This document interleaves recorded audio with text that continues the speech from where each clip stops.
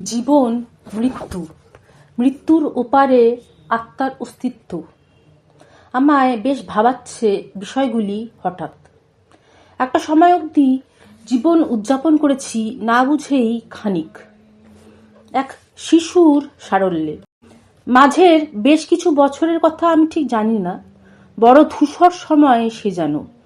আজকাল জীবনকে নতুন করে অনুভব করছি আবার, প্রতিটি নতুন মুহূর্তে। এখনের এই জীবন উদযাপন যেন অনেক বেশি সক্রিয়, কিংবা বলা ভালো অনেক বেশি সচেতন। আমি জীবন নিয়ে বড় ব্যস্ত থাকি, জানি মৃত্যু ঘটে সবার, আমারও ঘটবে নিশ্চয়ই। তবে বেঁচে থাকতে এতটাই ব্যস্ত, মৃত্যুর কথা আমি ভুলেই যাই থেকে থেকে।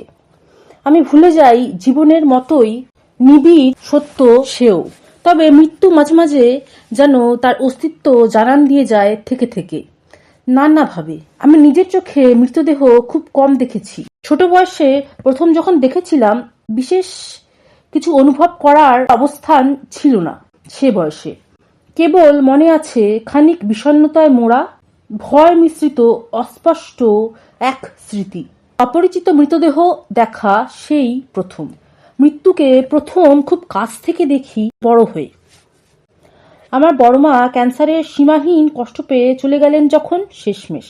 নিত্য জীবন অবশ্য আবারও চলতে থাকে জীবনের স্বাভাবিক ছন্দে।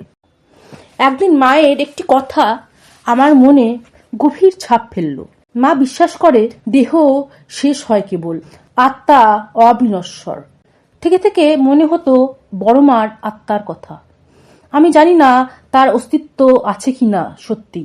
যদি থেকে থাকে, সে কি বুঝতে পারছে আমার কথা, আমার সূক্ষ্ম অনুভূতি?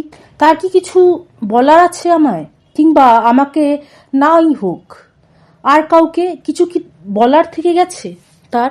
বড়মার বড় প্রিয় শখ ছিল সেলাই করা।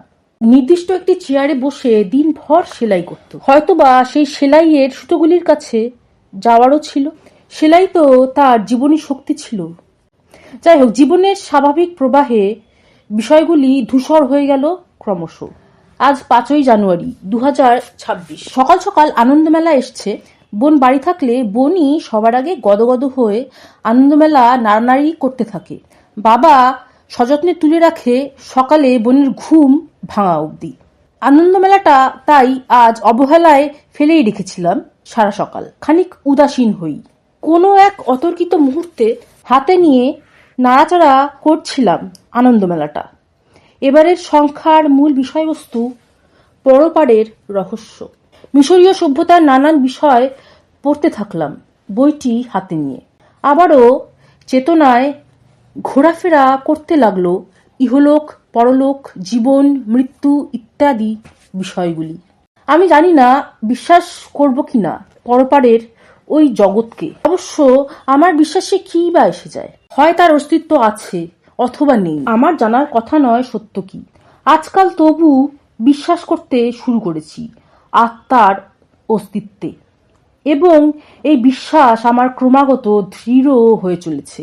সত্য মিথ্যা তো আমার জানা নেই, তবে আমার বিশ্বাসই আমার কাছে সব থেকে বড় সত্য।